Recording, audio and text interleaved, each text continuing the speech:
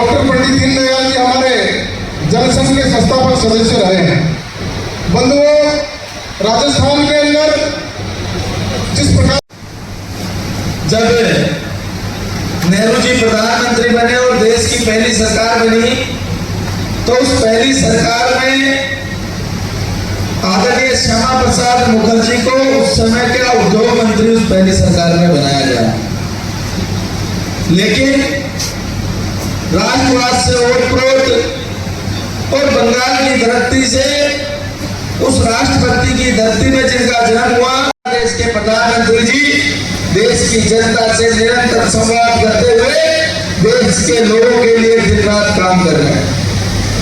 और हम सबके लिए बड़ी खुशी की बात है कि अभी देश के प्रधानमंत्री जी चुने हुए प्रधानमंत्री के रूप में सर्वाधिक समय का कार्यकाल पूरा करने वाले पहले प्रधानमंत्री बने हैं। इसकी भी हमें खुशी है। साथियों, हम सबको याद करना पड़ेगा 2014 से पहले का समय।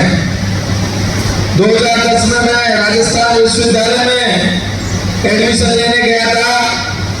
उस समय लगातार युवा निराशा में थे।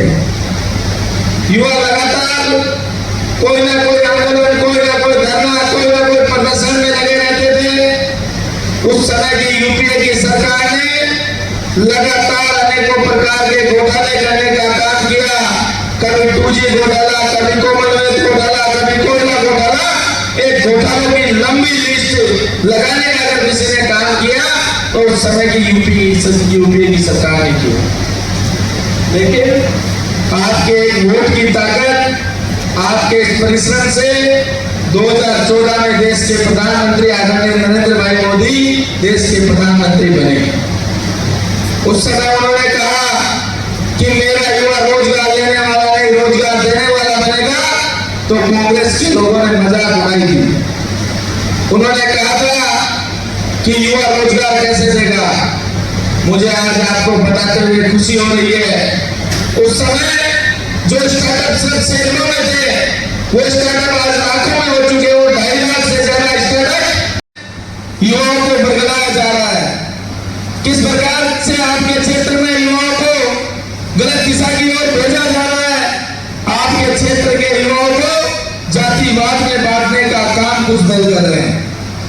हमें सोचना पड़ेगा कि जब वो दल शुरू हुए थे, उन दलों की स्थिति क्या थी। एक सामान्य परिवार से आने वाले लोगों के आज बड़े बड़े मकान बन रहे हैं, बड़े बड़े घर बन रहे हैं, लेकिन उनके साथ निभाने वाले कार्यकर्ताओं की क्या स्थिति है, इस पर भी आप सब लोगों को जाना पड़ेगा। आज जिस प्रकार से देश में अभी श्यामा प्रसाद मुखर्जी के बलिदान दिवस से लेकर उनके जन्म दिवस तक हमारे भारतीय जनता युवा मोर्चा के छात्र सम्मेलन चल रहे हैं, तो उनको लेकर आज मेरा बांसवाड़ा आगमन हुआ। और बांसवाड़ा में उनके द्वारा किस प्रकार से उस समय देश में एक उद्योग मंत्री के पद को इस्तीफा देकर पहली सरकार में उन्होंने कहा कि देश में 2 विधान, 2 संविधान और 2 प्रधान नहीं चलेंगे। और देश में किस प्रकार से उन्होंने उस समय जम्मू कश्मीर की समस्या के लिए अपने प्राणों तक की आहुति दी। और उसके बाद में भारतीय जनता पार्टी की नरेंद्र मोदी जी की सरकार ने भी धारा 370, उस समय से हमारे मैनिफेस्टो में धारा 370 का विरोध चल रहा था, उसको लेकर उसको हटाने का काम भी भारतीय जनता पार्टी की सरकार ने की। और युवा यहाँ अच्छी संख्या में युवा थे और अच्छे से पूरे बांसवाड़ा आगमन पे लेके बांसवाड़ा की सीमा से लेकर यहाँ तक बढ़िया संख्या में युवा रहे। और उन्होंने बहुत अच्छे से काम किया, अच्छे से पूरे कार्यक्रम की भव्यता बनाई। और अच्छे से आगे आने वाले समय में भी पंचायत चुनाव में, निकाय चुनाव में उनके द्वारा अच्छा काम किया जाएगा और युवा मोर्चा के कार्यकर्ता बूथ स्तर पर जाकर काम करेंगे।